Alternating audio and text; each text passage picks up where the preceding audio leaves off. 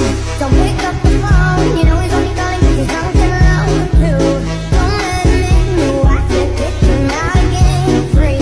Don't be afraid, you know you're gonna wake up in his bed in the morning. Assalamualaikum warahmatullahi wabarakatuh. Halo semuanya, perkenalkan saya Nadia Angelia Putri, perwakilan dari kelompok 10 ini.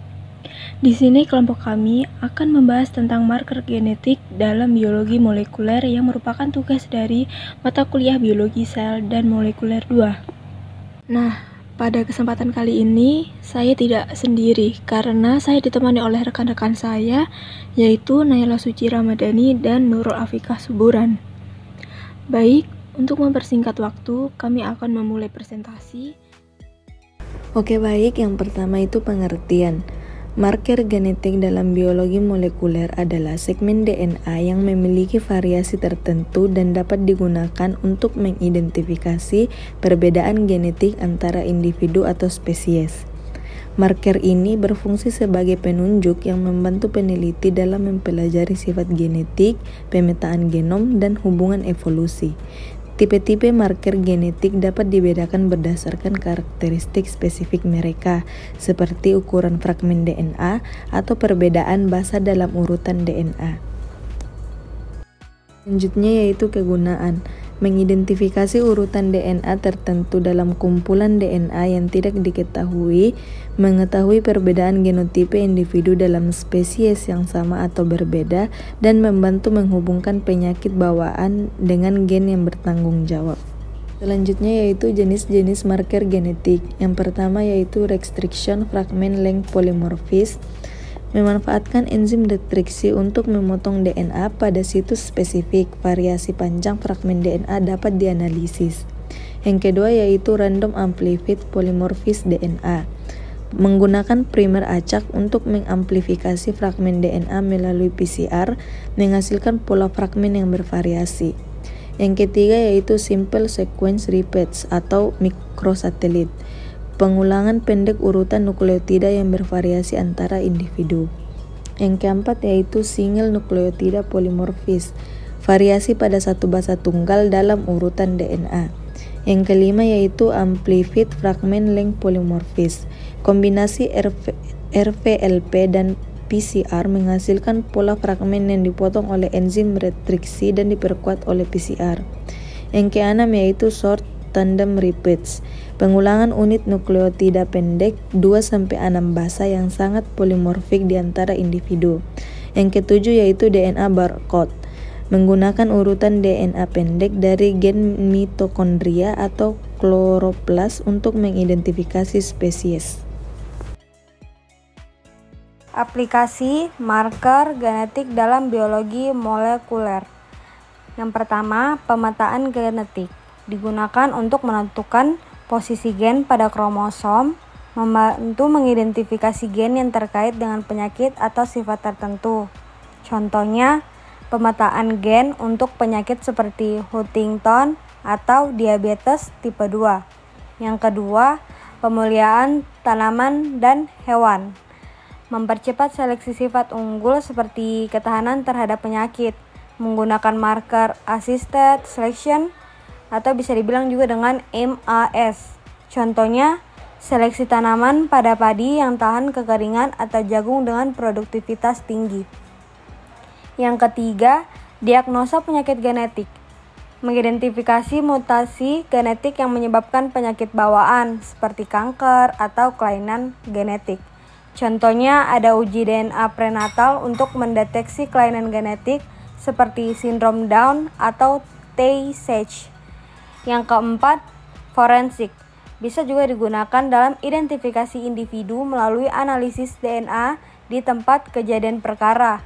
Contohnya identifikasi pelaku kriminal melalui analisis DNA STR. Yang kelima, studi evolusi dan filogeni, memahami hubungan evolusi antar spesies melalui perbandingan variasi genetik.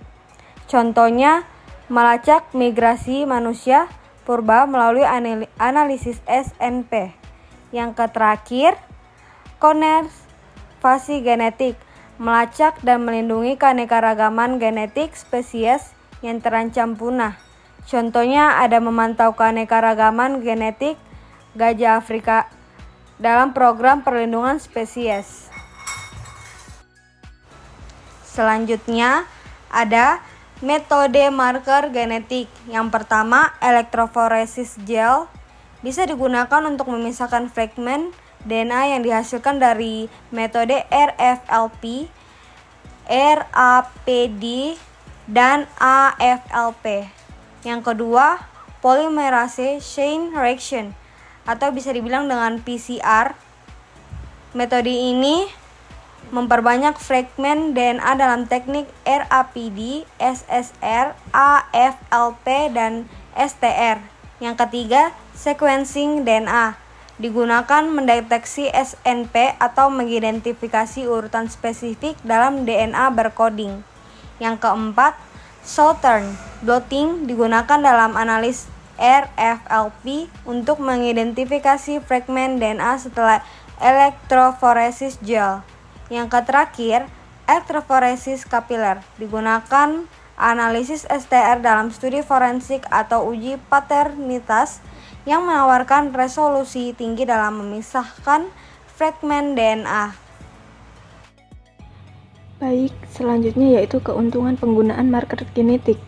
Yang pertama, dapat digunakan untuk melacak pewarisan genetik secara akurat. Yang kedua, digunakan dalam berbagai bidang penelitian biologi, kedokteran, dan pertanian. Dan yang ketiga, mengidentifikasi variasi genetik pada populasi besar secara efisien.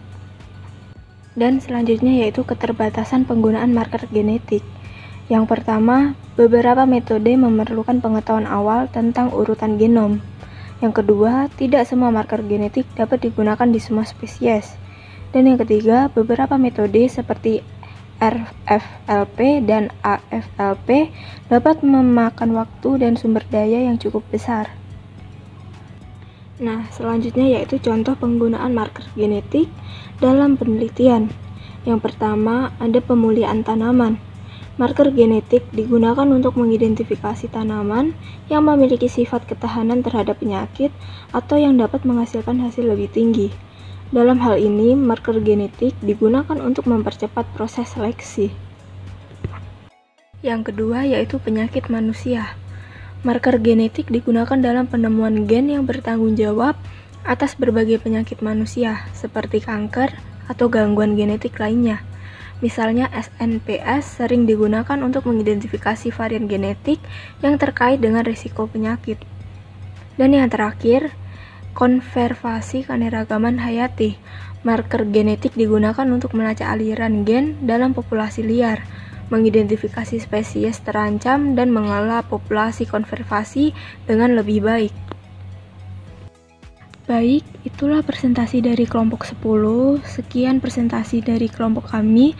Apabila ada salah kata, kami mohon maaf. Wassalamualaikum warahmatullahi wabarakatuh.